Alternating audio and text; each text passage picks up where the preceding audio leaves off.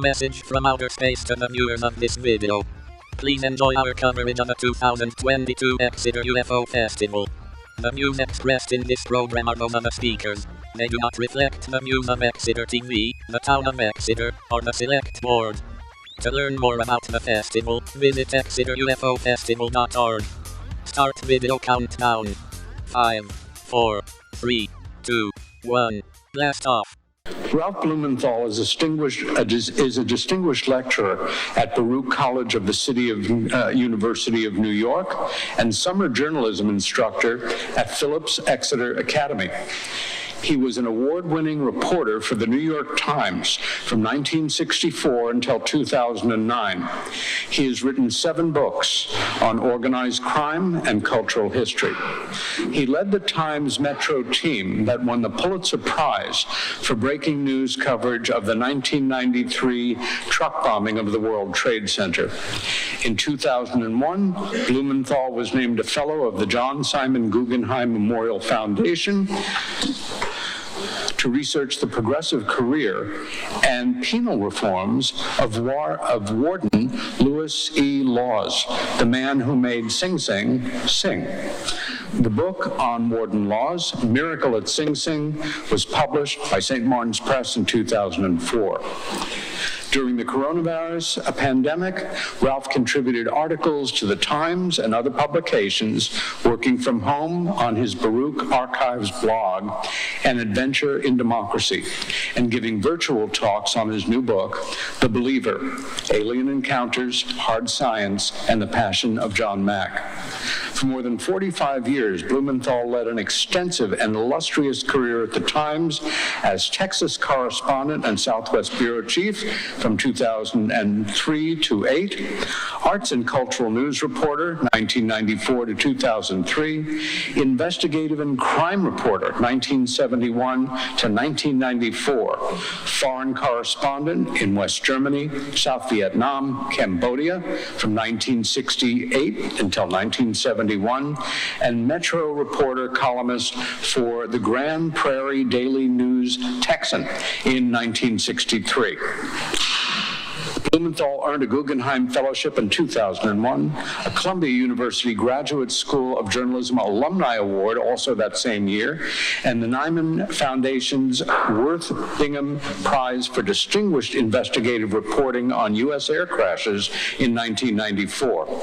He was named a Townsend Harris Medalist of the City College Alumni Association in 2012 and inducted into the CCNY Communications Alumni Hall of Fame in 2010. Since 2010, he has taught journalism in the high school summer program here at the Phillips Exeter Academy, not very far from here. And in 2010, he was named a distinguished lecturer at Baruch College, where he taught journalism and currently oversees historic collections in the Newman Library Archives. You can find his website, very logically, at ralphblumenthal.com. His subject today is the abduction of John Mack, a hero's journey into the heart of darkness. Please give a warm welcome to Ralph Blumenthal.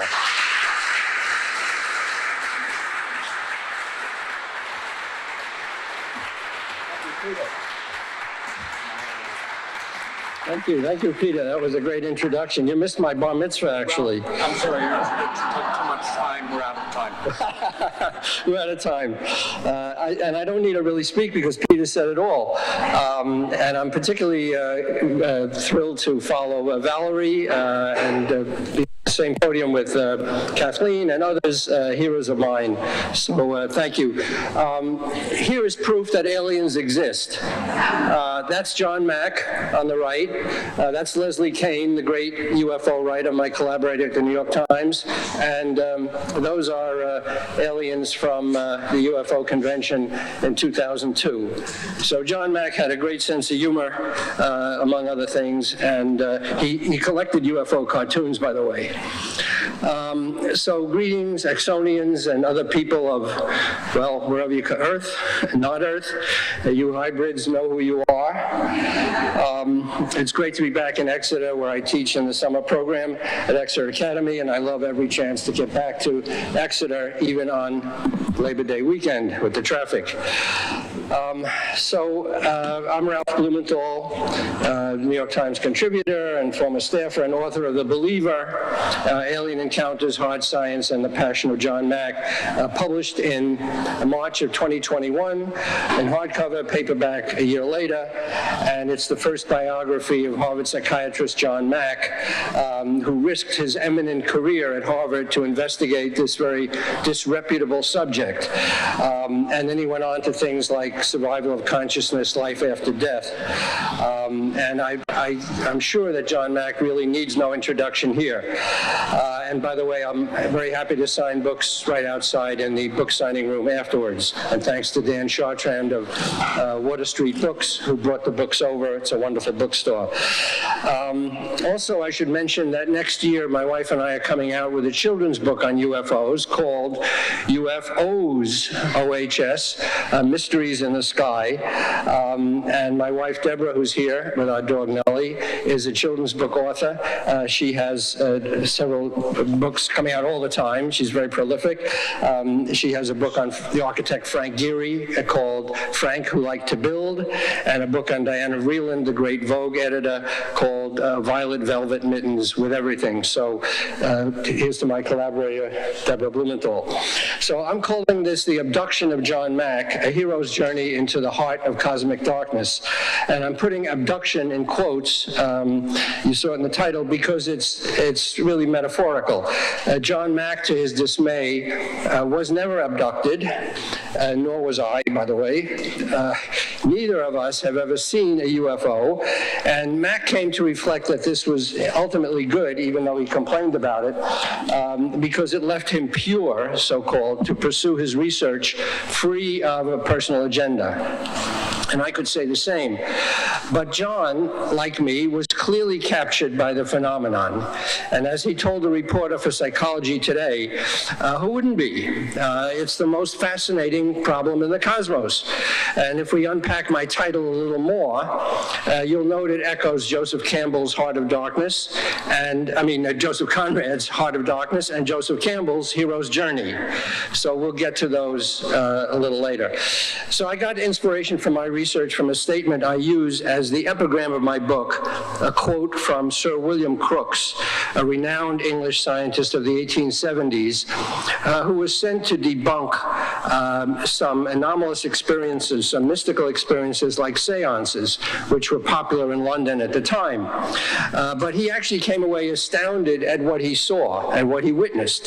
Things like levitation and musical instruments playing themselves behind a locked cabinet. And afterwards he said, I never said it was possible. I only said it was true. And I think that's a great summation of the whole UFO phenomenon. It's a great mystery indeed. It's impossible, yet it's true. And as the renowned chronicler of the anomalies, Charles Fort, put it, it's like looking for a needle no one ever lost in a haystack that never was. So that gives you some example of what we're facing in this field. So John Mack was an unlikely pursuer of these mysteries, and so in a way am I.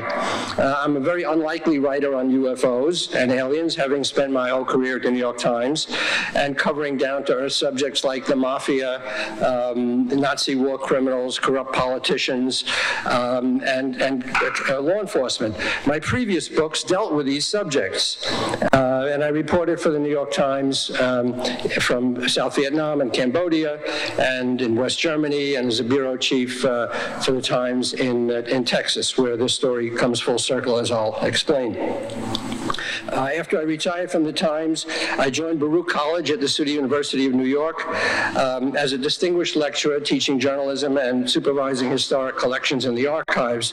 And we have Peter mentioned our archive, An Adventure in Democracy, which is a story of a wonderful government reformer named Luther Gulick, who advised President Roosevelt and Mayor Wagner and a lot of other world leaders. And it's a very inspirational story about how government can be made to work for the people. And every summer, as Peter mentioned, I'm back here at Phillips Exeter to teach journalism and put out our student newspaper called the Summer Times.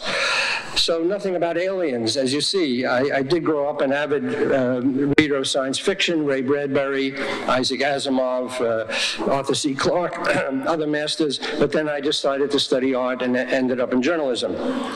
So my book is about one of the great confounding mysteries in the cosmos, and what accounts for these stupefying stories of alien encounters with humans, as Valerie laid out from a personal standpoint.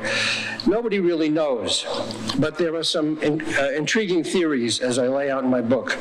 At least I offer an idea of what these experiences and what this phenomenon is most certainly not. It's not mental illness, it's not delusion, it's not a hoax, and it's not fabrications. And Exeter, as you know better than I, is ground zero in many ways. The incident in 1965 is famous here, but how it came to light is a story I tell in my book. The backdrop, of course, was Kenneth Arnold's famous sighting of what were then called flying saucers over the Cascades in Washington State in 1947. And a month later, it was followed by the Roswell incident, whatever it was. Something crashed at Roswell. At first, the military called it a flying disc. Then it became a weather balloon. And it's really one of the most complicated stories ever to try to unravel today. A flurry of other sightings followed in the 40s and 50s, stalled and actually stymied by the Air Force through misinformation and disinformation and plain out lies. And then in 1965, John Grant Fuller, a Broadway playwright and a magazine writer for the Saturday Review, wrote up Norman Muscarello's amazing experience here on Route 150 in Exeter. And from that, Fuller learned about Betty and Barney Hill's amazing encounter in the White Mountains of New Hampshire. That story, which Fuller learned about in 1965, really happened in 1961, but didn't break for 4 years because the Hills kept it very quiet. And now, of course, Fuller's twin books, The Interrupted Journey about the Hills experience and Incident at Exeter, have been republished happily, and they're for sale outside too. Seminal books, actually. But John Mack was not interested in these UFO stories back then. His father, Edward Mack, was a well-known English professor at City College of New York when I was a student there, which is another strange synchronicity I found when I began working on my book. On John's father's side, he descended from a pioneering ophthalmologist and also a noted cancer specialist and one of the first Jewish academicians at Harvard. On his mother's side, even more interestingly, he descended from a family of German brewers who developed Rheingold beer. Hey! Growing up in New York in the 50s, I used to gaze at the posters for the election of Miss Rheingold. I don't know how many people still remember that, and wished I could vote, among other things. By the way, another synchronicity, I was searching all over to find a cousin of John Mack's, who was the last family member to own Rheingold Brewery, a man named Terry Liebman. And I looked all over for him, couldn't find him, and I finally discovered him living across the street from me in Manhattan. So you talk about synchronicities. As Jung said, synchronicities are sort of wormholes through the cosmos that seem like coincidences but are just too strange to be just explained that way. So Mack came from a wealthy family. His father's mother had inherited millions, and Edward Mack grew up in what became the opulent Sherry Netherland Hotel hotel on Central Park. And he attended Andover, of all things. Edward married Eleanor Liebman of the Rheingold beer family, and she gave birth to John Mack in 1929, just as the stock market was crashing and bringing on the Great Depression. So it was not an auspicious time to be born, although his family did continue to do quite well. But Eleanor, who was the aunt of the Terry Liebman I was looking for, who lived across the street from me, John Mack's mother, died when John Mack was only 8.5 months old. She died of appendicitis. And this was, needless to say, a terrible trauma for any child to lose his mother. He didn't understand why she suddenly had been withdrawn from him. And he spent his whole career searching for that lost mother. And that's not just my armchair psychiatric analysis, but something that John Mack himself alluded to many times in his career. And he spoke of it often to his therapist, and I'm happy to say I got tapes of his therapy sessions among my other research and other sources for my book from the family. John Mack was an amazing saver. He saved every draft of every book article he ever wrote, his therapy tapes, his thoughts, his notes, his journals, where he confessed to really deep secrets. And I should say at this point that John Mack was not a perfect husband or human being. His search for his mother led him to various romantic entanglements when he was married. His long-suffering wife, Sally, lived with that. He still loved her, but he just was somehow, he felt bound to chase this missing thing in his life, which turned out to be other women or UFOs or aliens. So after John Mack's mother's death, after his wife's death, Mack's father, Edward, remarried, and he remarried the widow of a great-grandson of the founder of Gimbel's, a department store. These big names keep coming into the story. It's just sort of interesting, anyone who's interested in history. So as the Great Depression hit, this man who she was married to, Lee Adam Gimbel, jumped out of a window at the Yale Club. We don't know why, but perhaps financial problems as the Depression loomed. And suddenly, and eventually John Mack's father, Edward, met this widow named Ruth and married her, and John Mack had a new stepmother, and she had a 6-year-old daughter, so John Mack had a stepsister. So that's another kind of a trauma that was inflicted on young John, even though he was happy to have a stepmother who loved him and who cared for him and taught him many lessons, including courage. So I had another strange synchronicity with Mack's new mother, Ruth. Some of her papers turned up at Baruch College, where I worked in the archives. She was a noted economist during the New Deal, and she had done some work for this institute that I told you I worked on the papers of, and lo and behold, here were Ruth Mack's papers and books. So John Mack, who was very charismatic, I can't get a full picture of it here, but he really was very good looking. He had cobalt blue eyes, and he was devilishly handsome, and he was very confident, overconfident, some might say, impetuous, intellectually brilliant as a psychiatrist. He grew up in a conventional, secular, German-Jewish household, not a spiritual family at all. They read the Bible in his house, but as literature, not as scripture. And he grew up with a strong social conscience. He developed mental health services for the poor in Cambridge, which was then a very downtrodden part of Boston. And one night, like many of us at that time, he went to the movies to see a long hit picture called Lawrence of Arabia. Maybe you heard of it. Unlike the rest of us, though, who walked out shaking our heads and saying, wow, that was a long movie, wow. He resolved to investigate the real Lawrence. And he wanted to investigate Lawrence's psychological makeup. Who was this person? Who was obviously very, very well known, but John Mack figured out that there was an aspect of him that needed to be better understood, which was his psychological makeup. So he spent a dozen years researching the Lawrence of Arabia story, going to England, meeting Lawrence's brothers. He had two brothers who were killed in World War I, and he had two other brothers, and Mack tracked them down and won them over, and ended up writing a psychological biography of Lawrence that won the Pulitzer Prize in 1977. It was far and away the best biography of that year, as the Pulitzer jurors later said. He blew everybody away with this book, and it really had no competition. So that made John Mack, basically ipso facto, an expert on the Middle East, which was then and now a very troubled region. And it led to his efforts, maybe a little megalomaniacal, to advance world peace. He thought he was the one to bring the Arabs and the Israelis, the Palestinians and the Israelis together.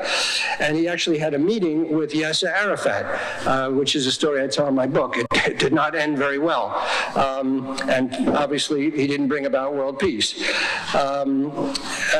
He was involved in many other activist causes, including protests against nuclear weapons. This was a big issue with him, world peace.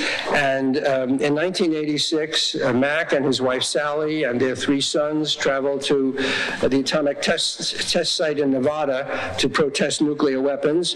And the sheriff literally drew a line in the sand and said, "You can't go beyond this line." So they did, and they all got arrested, and they bailed themselves out. Charges were later withdrawn, but Mack was always at the cutting edge of experience and activism, and that led him inevitably to a place called Esalen, you've probably heard of it, on the Pacific, a psychic think tank, where all kinds of interesting experiments were being done, and among other things, a lot of nudity.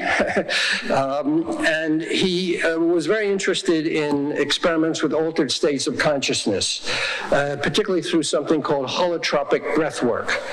Now, that was a breathing discipline developed by a Czech-born psychiatrist named Stanislav Grof, who had emigrated to America and began experimenting with LSD. He did some of the first important experiments with LSD. And Grof found that regulated breathing without drugs could also sweep people into altered states of consciousness, better living not through chemistry, to take the old GE slogan.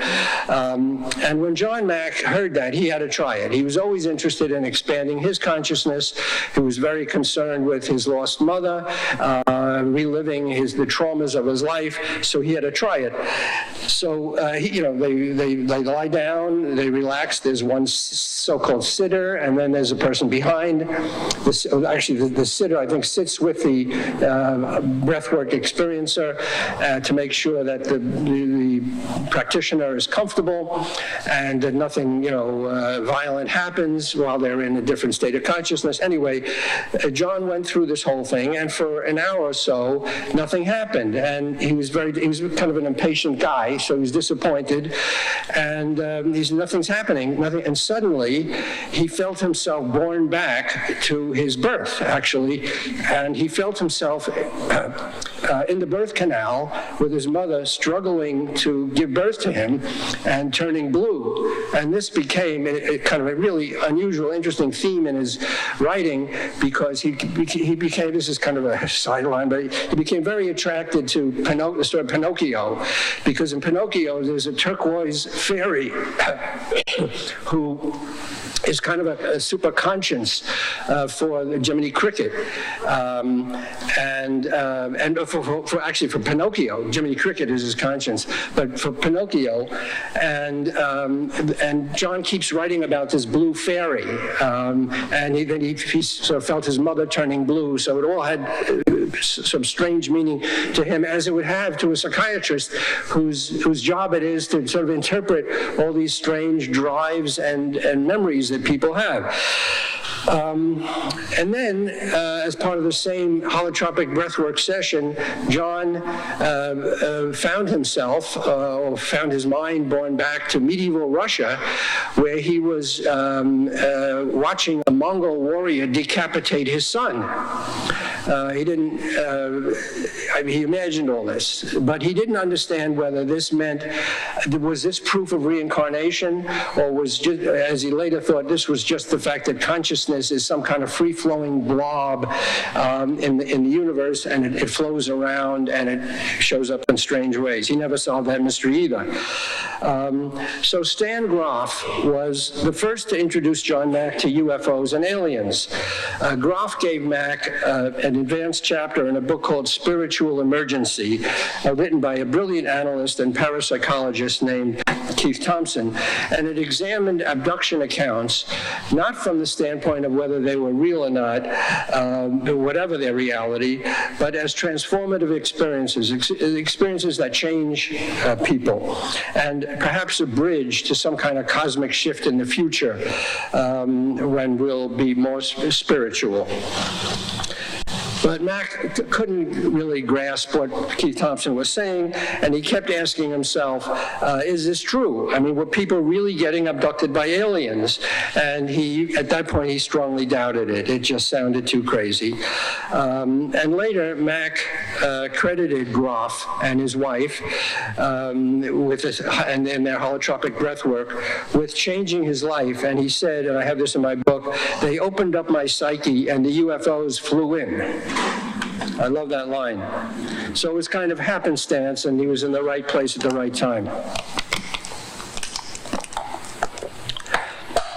So Mack had another fateful encounter at one of Groff's sessions. He met a fellow psychotherapist named Blanche Chavousti, and again, it's everything you come across in this story has a dozen footnotes and side stories. She was a very interesting character. She's since died, but she believed herself, perhaps with some evidence, as a victim of CIO mind-altering experiments, at a time when these were documented later as terrible abuses that the CIA was involved in, subjecting unsuspecting people to LSD overdoses just to see what would happen.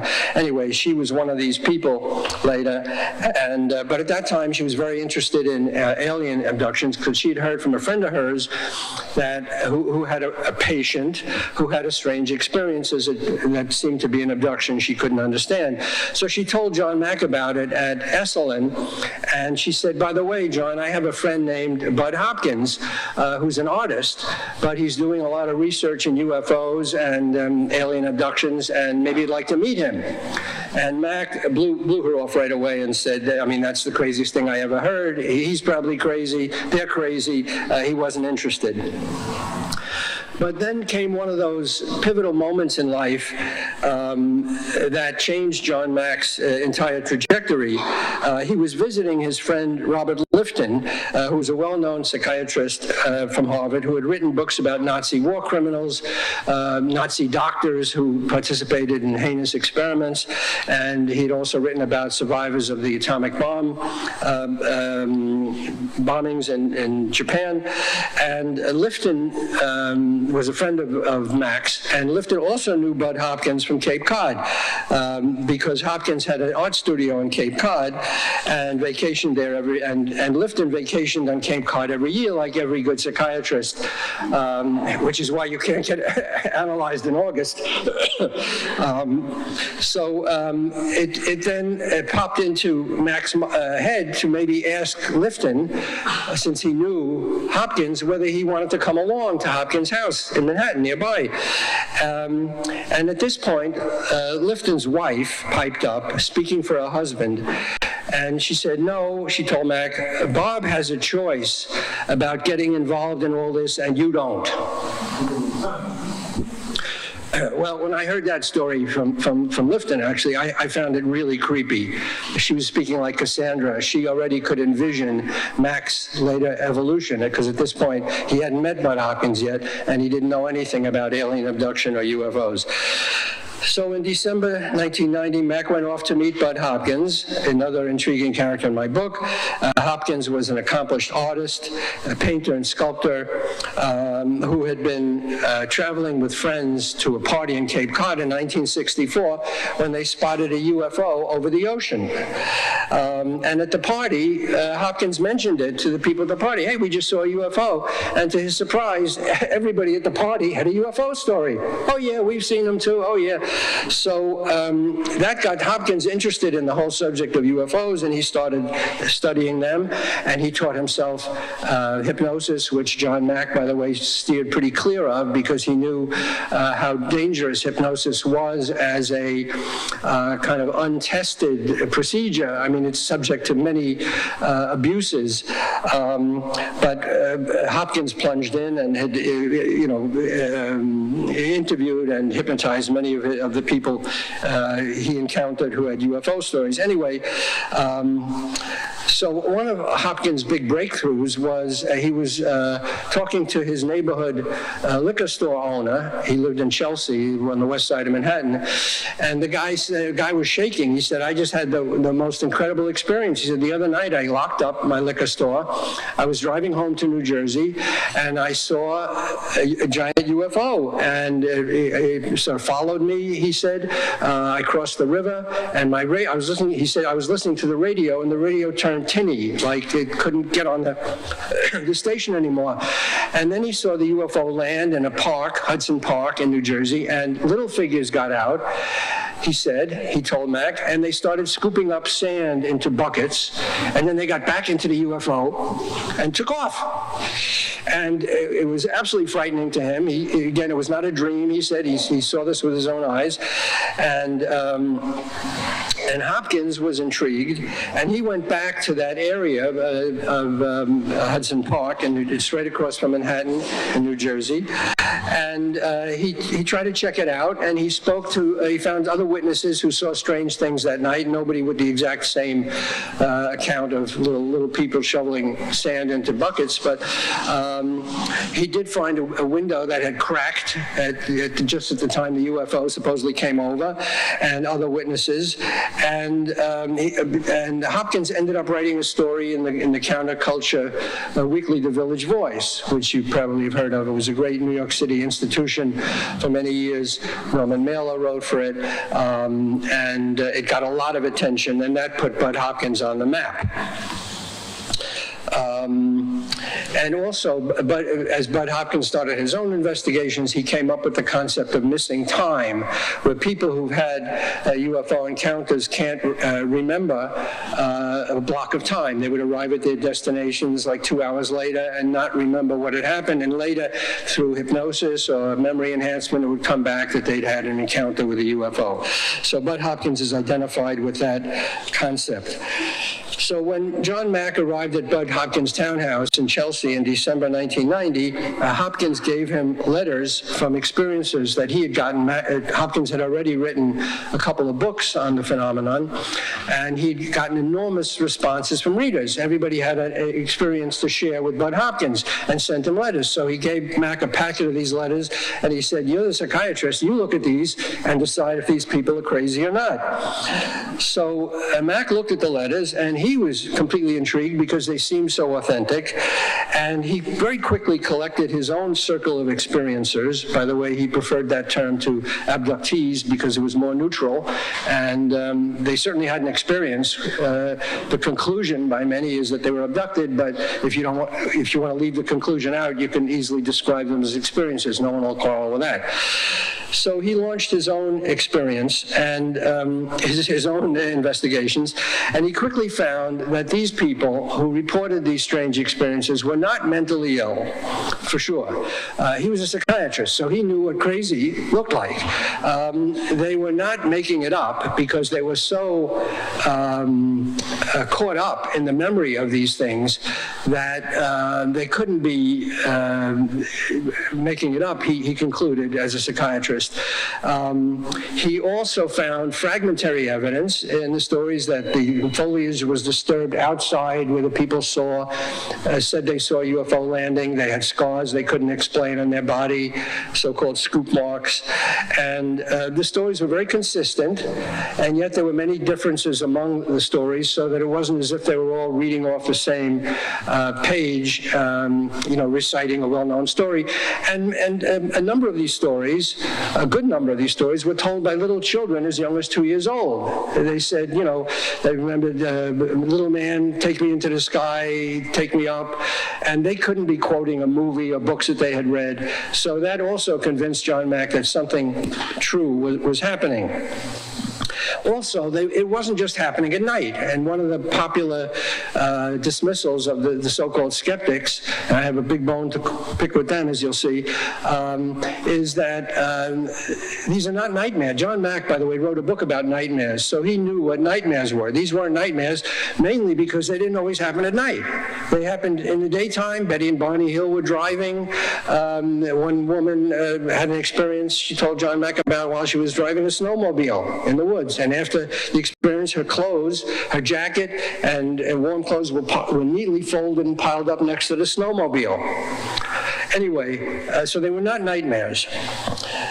So this became known as the core abduction experience, the core abduction narrative. It had people taken at all hours, not just at night, beamed through solid walls or windows,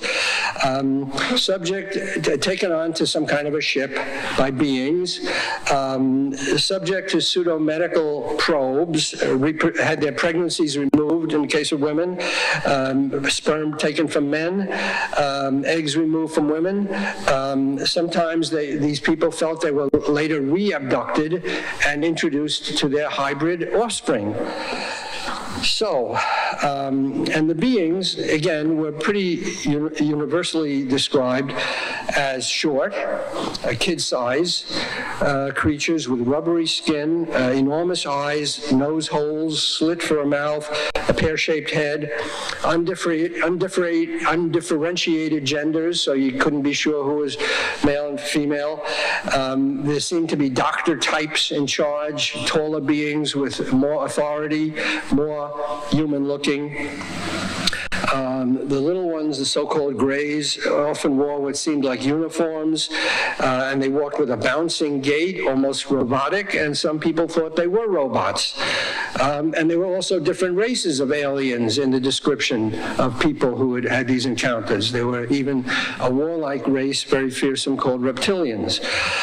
And the ships were often described, again, pretty uniformly, although not perfectly, as clammy, with computer screens, very minimal furniture, tables where people were laid out on, but no visible food, no bathrooms, no kitchens, so very strange.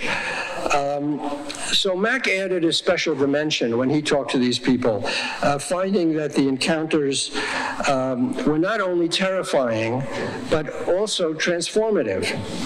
Experiencers often emerge, and I believe Valerie mentioned this in her talk, experiencers often emerged with a raised ecological consciousness, more concern for the fate of the planet, with feelings of joy in encountering a deity or a source or God, but not all experiences matched exactly. There was similar enough to be what Mack called congruent, but different enough to be original and not a standard story that everybody was repeating.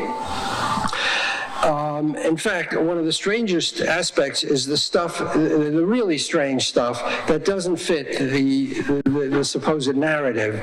And Whitley Strieber has written about this in his book, Communion, and other books about the strange instruments that people remember the beings employing in these medical experiments or medical tests.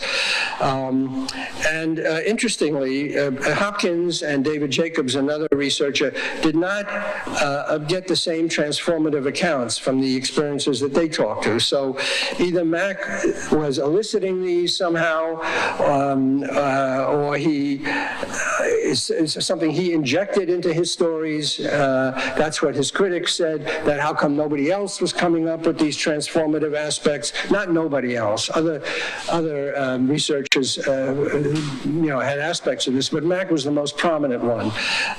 And Harvard later seized on this when they investigated him.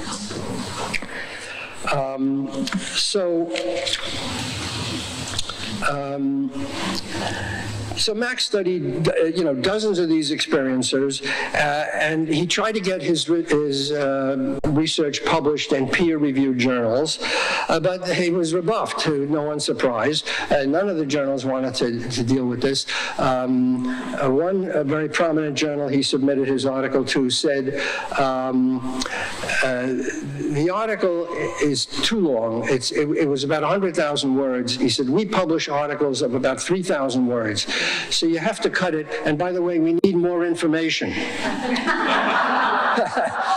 So that's like editors I have dealt with at the New York Times.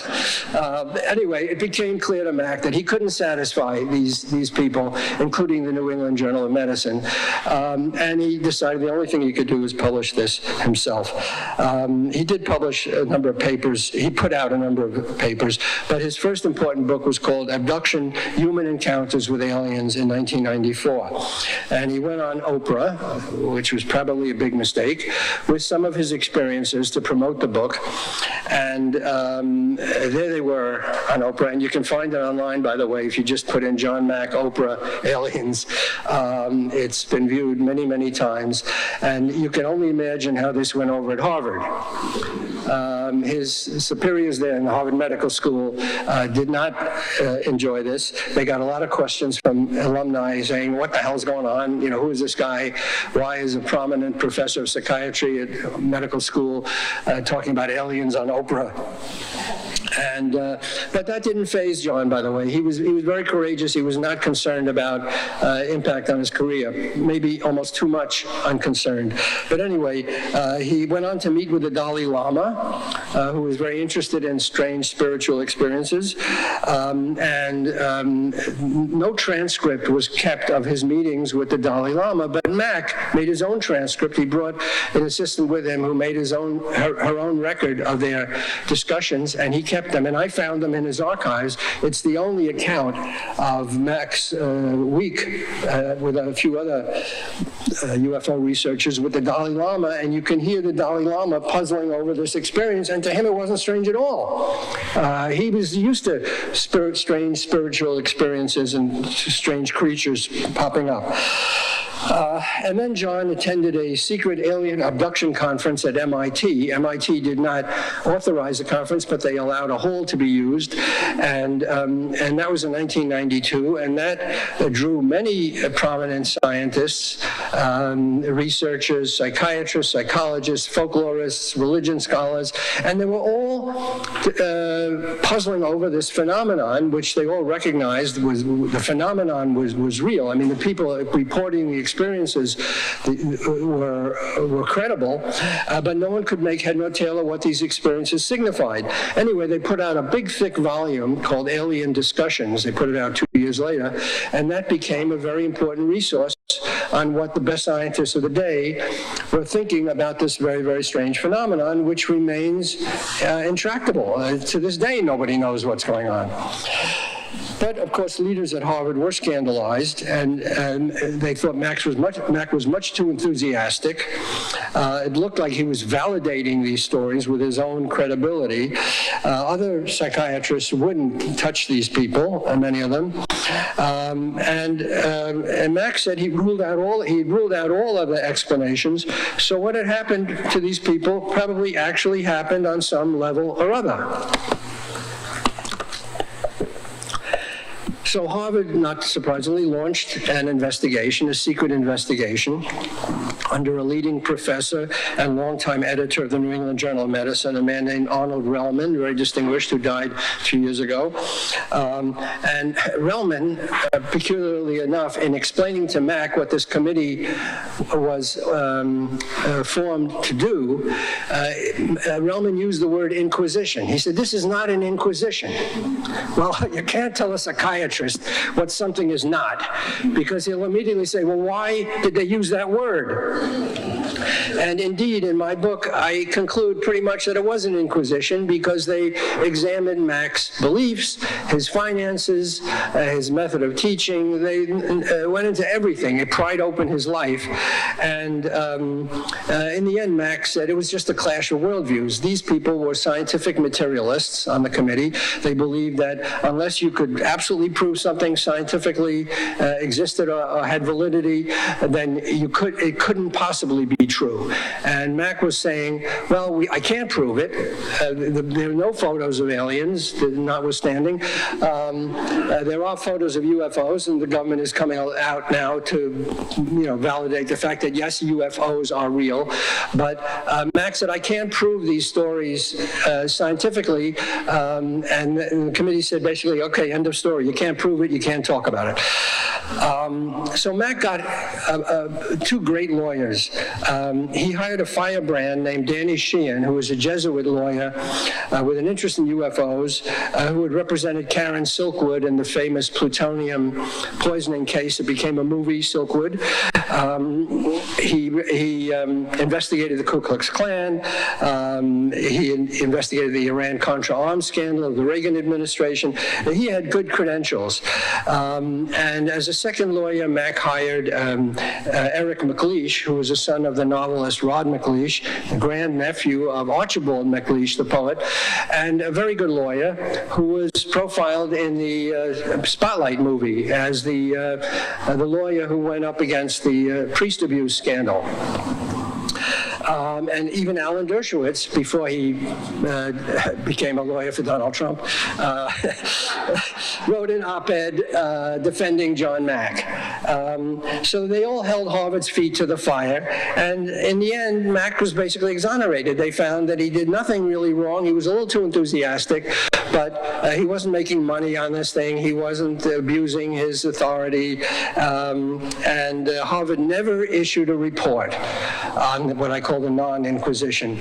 But I had access to all the emails back and forth. I got his lawyers' papers, the drafts of the committee reports that Harvard sent to Mack's lawyers, and all that. So I was able to use that in my book. And I like to say that the only account of this Harvard non-inquisition is in my book. The whole story really was never told by Harvard. I think they were very embarrassed by it. So Mack went on to expand his interest in anomalies and paranormal, and his mistake, and he did make mistakes, one of his mistakes was treating the alien abduction mystery as something unique, and when it really was part of a whole bunch of mysteries that seem equally mysterious. Ghost stories, crop circles, animal mutilations, ancient sightings of flying craft, which is in ancient annals going back to ancient India and the Bible, Irish fairy stories, the old hag syndrome. People told stories of being strangled by a mysterious figure that climbed onto their beds at night, and foul-smelling creatures that try to strangle them. And actually, I start my book with an account by one of these scientists who wrote a whole book about the old hag syndrome, which was based somewhat in Newfoundland. Anyway, there's a whole bunch of these stories that are really strange, including life after death, survival of consciousness, and reincarnation. And Mack was particularly interested, by the way, in crop circles. And in 2004, he went to England to investigate crop circles, and actually rolled around in one and felt all kinds of energy coming from the crop circle. So at the end of his life, Mack was researching a book on a gifted young psychiatrist named Elizabeth Targ, who had special intuitive powers and who had died of a brain tumor that she was actually studying in her patients. And after she died, people said she returned with messages from beyond the grave, family members and friends. So Mack was particularly intrigued with these stories, and he started to research another book. By the way, Elizabeth Targ was the daughter of Russell Targ, as some of you might know, who was a physicist with a contract from the CIA to investigate remote viewing, the Stanford Research Institute, which did some amazing things in envisioning secret installations secret Soviet installations way behind the Iron Curtain in Siberia. And it's really another subject all to itself, remote viewing. And Russell Targ was the primary scientist on this program, and his daughter Elizabeth was the one who John Mack was writing about, who had appeared to appear after her death. So John Mack's own death at almost 75 in 2004 was also very strange. He was in the UK for a conference on Lawrence of Arabia, where he'd won the Pulitzer, 30 years after he'd won the Pulitzer Prize. And he looked the wrong way down a dark street and was run over by a drunk driver, which a lot of Americans would identify with because we look the other way instinctively in England. Rumors immediately spread that he'd been assassinated, which was, very easy on the internet, even in 2004, the internet in its infancy, to spread these rumors. But I got the police reports from England, and I can assure you that there's no foundation for this. The man who ran him over had been drinking. He admitted it. There was no mystery in what had happened. I traced the whole story through. But anyway, the fact is John Mack was worn out. He was very tired at that point in his life. He had trouble with his eyes, and it was late at night. He was getting out of an underground subway station and simply looked the wrong way.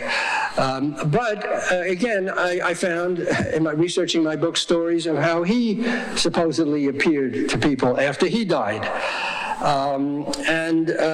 Barbara Lamb, who is a well-known psychotherapist and experiencer herself, who had accompanied Mack to the crop circles, told me, by the way, let me take a step back.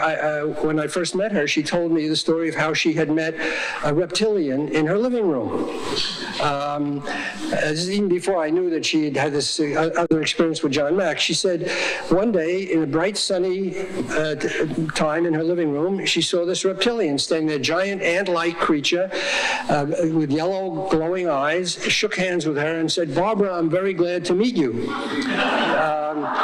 And it was daylight, it was not a dream. Anyway, she had told me that story, and then she told me that she'd known Mack from the time together at the crop circles, and one day Barbara Lamb told me she was visiting her daughter in California, and Barbara is allergic, and her daughter had cats, and she suffered an asthma attack, and she couldn't breathe. She thought she was dying. At that moment, she said, in the dark, she saw John Mack appear and say, "It's okay, Barbara, you'll be okay." And she felt a healing ball of energy enter her, and she could breathe, and she was okay. Another friend from the crop circle trip, Sean Randall, told me she dreamed Mack walked out of a crowd and said, "Come on, let's talk." And then they were in a restaurant, and Mack was sitting next to her on a banquette. And she told me, she said to him, "You know you're dead." And he said, "Of course." He was wearing a short sleeve shirt, which he liked to wear, and she was wearing a sleeveless blouse, and their arms touched. And she said she felt tremendous heat coming off his body. And she said, "John, you're burning me." And he said, "That's so you'll know I'm real." So I end the book with another strange story. Mack's longtime collaborator and social worker, Roberto Colasanti, happened to be with a medium one day when the medium said, John Mack, somebody named John, has just materialized. The medium traditionally, actually mediums rarely know who's appearing or the story of these people. They just know that something has appeared. So she said to Roberto Colasanti, this medium said, actually I think it was a guy, I'm not sure. This medium said to Roberta, someone named John is here with a message for you. And the message John had for her supposedly was, it was not what we thought. So Roberta Colasanti was stunned, and she immediately, was puzzled. What was not what we thought? But you can't go back to a spirit and say, could you be a little more specific? That was the whole message.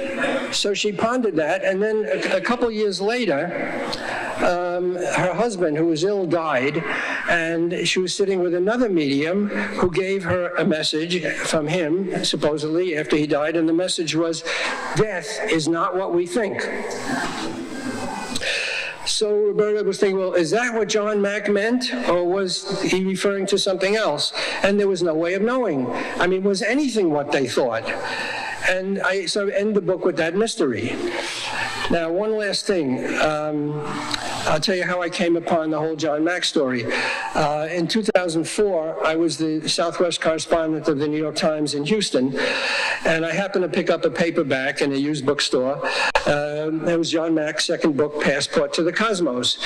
In that book, he takes a step back. He realized all the criticism he got for his Abduction book, that he was too credulous and he didn't take a step back, and all the things that they complained about, and he addressed some of those questions. It was a very good book. He thought it was better than his first book. I read the book, Passport to the Cosmos, and I was intrigued, and I wondered, what was a Harvard psychiatrist doing investigating aliens? I said, this guy's got to be a great story, and I had no idea how famous he already was. I mean, he'd been on Oprah, and, he'd gotten a lot of attention, but it never crossed my path. So I said, I'm going to call him up and see if I get an interview with him. Well, lo and behold, I pick up the New York Times a few days later, his obituary. He was run down in London and killed. So I ended up reaching out to his family and said, I'm very interested in his story. I'd like to know, do more with that story. They eventually gave me access to all his archives, and he had a ton of archives. I ended up researching the book, which took about 17 years. In 2013, I did a work in progress in Vanity Fair, where I told some of the story I'd learned until then. So then fast forward 2017, I'm working on the book, and I had met Leslie Kane, who you see in this picture here, with John Mack. And she's sort of the dean of UFO reporters. Many of you know her books. She did a recent series on Netflix called Surviving Death about reincarnation. Very good reporter. And she told me in 2017 that she had just been at a meeting in Washington with a group of very high-level government people, and they revealed that the government it wasn't clear, a program to investigate UFOs. Now, officially, the government shut down its Blue Book program at the end of 1969, saying there was nothing to it, nothing to UFOs, even though there were 701 cases still unexplained. But the government had a long history of debunking the phenomenon, as you know.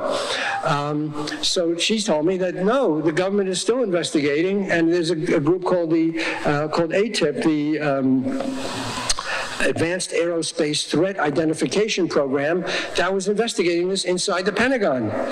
And they had $22 million from Harry Reid to investigate it. It was all secret. And not only that, but the head of the program, Lou Elizondo, had just quit to protest the lack of support from the Pentagon. So I said, this is an amazing story. So we took it to the New York Times. It didn't take much selling. I still contributed, stories to the New York Times, and they agreed it was a great story. They put it on front page on a Sunday in December 17, 2017, along with videos we had gotten, Navy videos, showing some of these UFOs that the Navy had captured images of. And I'm happy to say it really did move the needle. It made, UFO reporting in mainstream media acceptable, and it changed the focus of the government. We followed up with stories from Navy pilots, all on the record, who had seen some of these objects. And we even had a story, a very difficult story to do and very fragmentary, on possible recoveries of material from crashed UFOs. It's very classified and no one would say much, but at least we know that Congress was briefed on it. So it changed things. ATIP was revived in a new guise as the Unidentified Aerial Phenomenon Task Force. It issued a report in 2021. There were hearings last year, as you know, and now there's something called the All-Domain Anomaly Resolution Office, because some of these objects seem to operate underwater as well as the atmosphere. Amazing. So in the end, people ask me, what did I think of Mack? I try to keep my judgments out of the narrative so as not to color the story, but to let readers form their own opinion. But I ultimately found that Mack embarked on Joseph Campbell's mythic hero's journey, a call to adventure that he tries to evade, a summons that tests his resolve, dangerous adventures, and the final triumph of returning with a boon for humanity and a tale to tell around the digital firelight. And as I say at the end of the book, it's what heroes do, it's what human beings do. So thanks for listening, and I'm happy to take questions.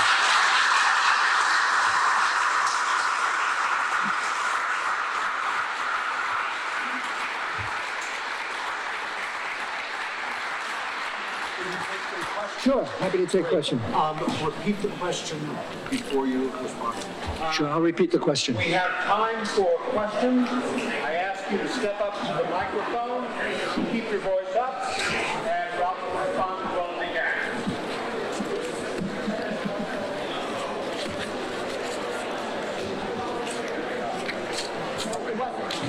Is it live?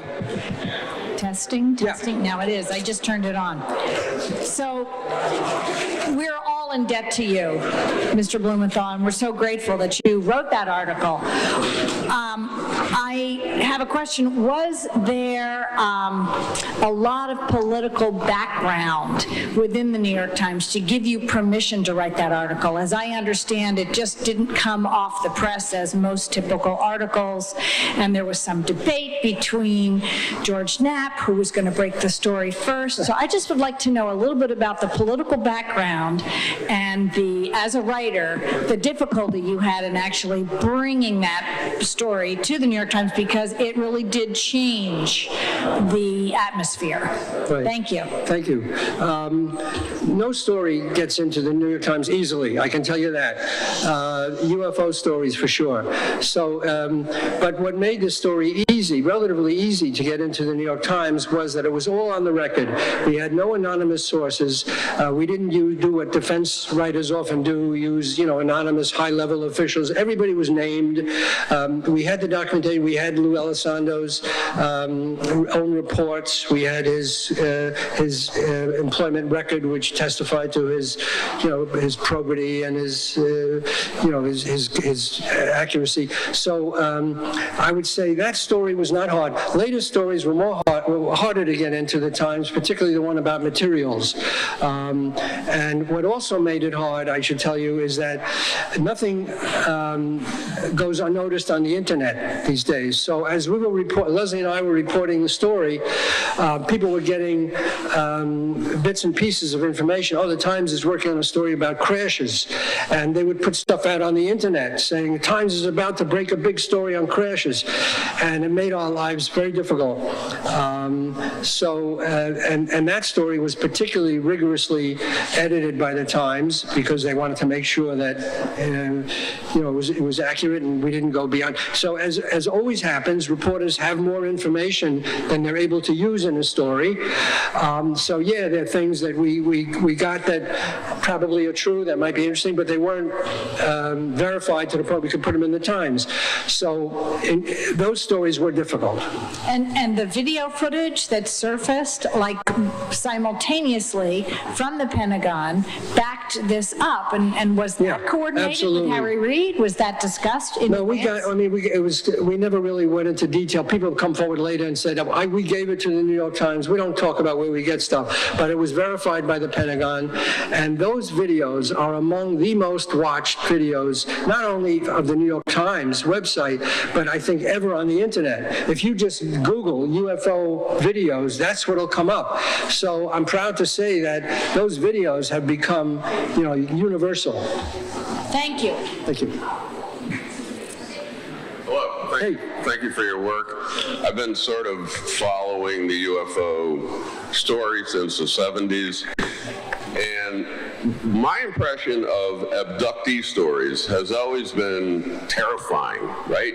They were doing experiments on humans and samples and all this business. And if you have ever seen the movie Fire in the Sky, this horrific experience of being abducted. So I was just watching a Netflix series recently, a 6-part series, and Travis Walton, who's probably one of the most famous abductees, was being interviewed, and he said, which sounds to me like somewhat some revisionism, that his experience on board this craft was not terrifying, that in fact they were healing him, that he had been exposed to all this radiation and that they were actually benevolent beings. Right. So this seems to there seems to be two narratives then. There's the threat assessment narrative, and that these people or these beings are out to do us harm, and we have to get the military involved, and that's how you get money involved. And then there's this whole other narrative that they are actually doing well, that they want us to be more aware of the planet's health, and that they are interested in our well-being. Okay. So what's your take on that? Well, John Mack wrote about this. He was famously supportive of people who said that they were transformed by the experience.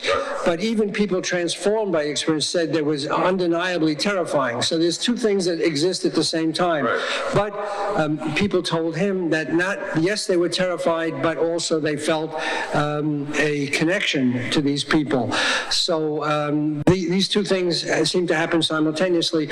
But people like David Jacobs would tell you that these beings are completely evil. They're out to take over humanity. They're going to conquer, the earth, and there's nothing transformative about it. So take your pick. Thank you. I have a kind of two-part question here about Mack himself. How much influence did he have in the development of psychotropic or psychiatric drugs? I missed the word. Psychiatric drugs, starting in the 70s. Yeah, he was a great proponent. I mean, he tried LSD, he tried ayahuasca, he had some terrifying experiences.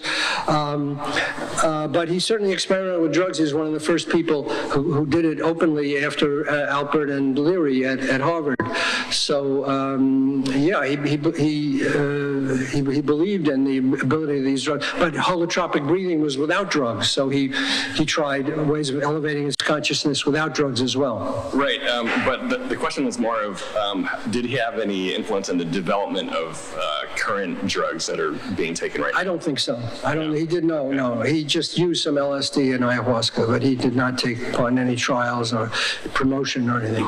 Okay, and the second part of the question is, have there been any studies done on the amount of, or the percentage of people who have taken psychotropic drugs who have had these types of experiences?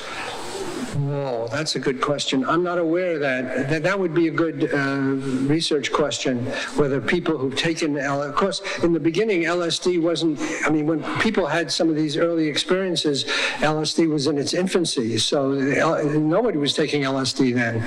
So I guess you could go back then and show that the first people who experienced these things, the Hills and people after that, it was pre-LSD.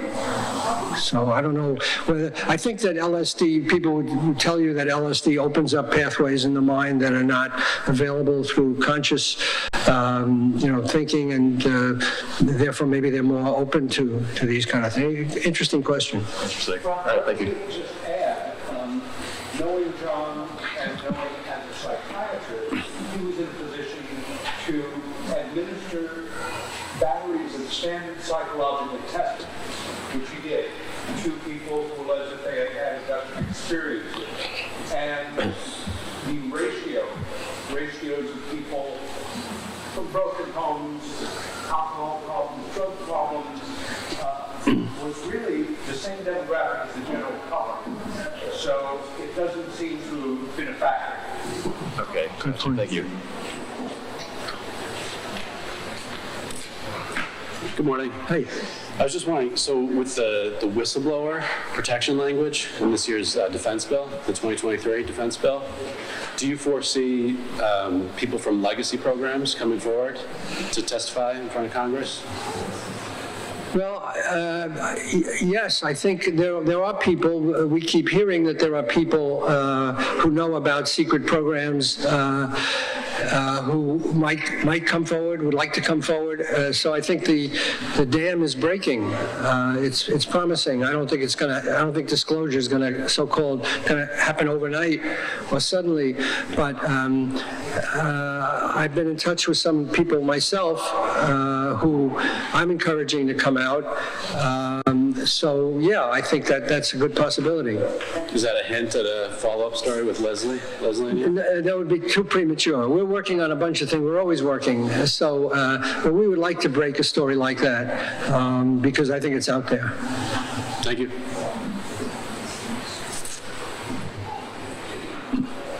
Hello, Mr. Blumenthal. I wanted to thank you for reintroducing the topic of UFOs and sightings back into modern mainstream zeitgeist, so to speak, because the stigma attached to even reporting on that has been so tremendous through the years. Now it's finally normal to talk about it and not immediately face ridicule. So I wanted to thank you for that. And my question about John Mack would be involving the aerial incident in Ruva, Zimbabwe, where he went to interview, I think, up to 100 children who had a sighting of a craft landing in their school, and they saw 3 alien beings, apparently. And I know you mentioned the Oprah interview he did with a bunch of experiencers, one of whom was Randall Nickerson, who made a documentary on that called The Aerial Phenomenon recently. And it was a great documentary where we got to see all the interviews Dr. Mack did of those children. I wanted to ask you if you found his opinion or his summation of that incident and what he thought about the children's sightings. Right, good. Thanks for the opportunity to talk about that case quickly. That is really one of the best cases around because, again, the witnesses were children who would not be making this stuff up independently, with getting their stories straight. It was very vividly encountered. Why no grown-ups were there is a mystery, but it is really one of the great cases. It's in my book. It's in Randy's film. So I think it's a very important case, and I think there's going to be more coming out about it. So I think that's really one of the most difficult cases that skeptics have to grapple with. Yeah. Thank you. Thank you so much. I just was wondering if you've done any investigation or research into Bob Lazar and his whole philosophy and experience. Okay, thanks. Bob Lazar, famously said he witnessed the existence of a captured UFO and worked on reverse engineering tests of American UFOs based on the captured UFO. I don't have an opinion myself as to his credibility. I haven't studied it. I know people. It's a very difficult thing to establish or to prove one way or the other. But I think I don't condemn him as a fake. I just don't know enough. But I think, but there are people I respect who take his his report seriously. There's a lot of, he's not the only one. There are other people who say they have seen captured UFOs in American custody, that we have been doing reverse engineering. It's not verified enough to put in the New York Times. Also, the element you described that's been added to the periodic table. You know, I'm not familiar enough with the details. I know different metals, different substances have been analyzed, have been studied. Gary Nolan is doing some of that at Stanford. Lou Elizondo has talked about it, that they have pieces of suspected wreckage that they're analyzing. They see different, chemical compositions that they can't identify, but it's not a slam dunk at this point. Last one. I wanted to thank you for a great presentation, particularly the synchronicities that you've encountered in your research and on your path. I myself have had a few synchronicities. Mack seems to be working even after his passing. I became really close to Roberta Colasante just by happenstance, and as a client, and a wonderful lady. And a friend of his named Ed Kelly, I don't know if you know Ed, particularly they were friends through the anti-nuclear proliferation movement. And it was very weird because unbeknownst to Ed and Roberta, they all came together under the same roof again, and I just became kind of a small part of that, always fascinated with Mack. And Mack was a unique individual, and Ed shared how they went to a Beyonce concert together before, and how seemingly just out of context that was. And but yeah, just the synchronicities that followed after that are just amazing, and I just wanted to thank you for that, and what a unique guy he was. Yeah. Thank you for that. All right, thank you all.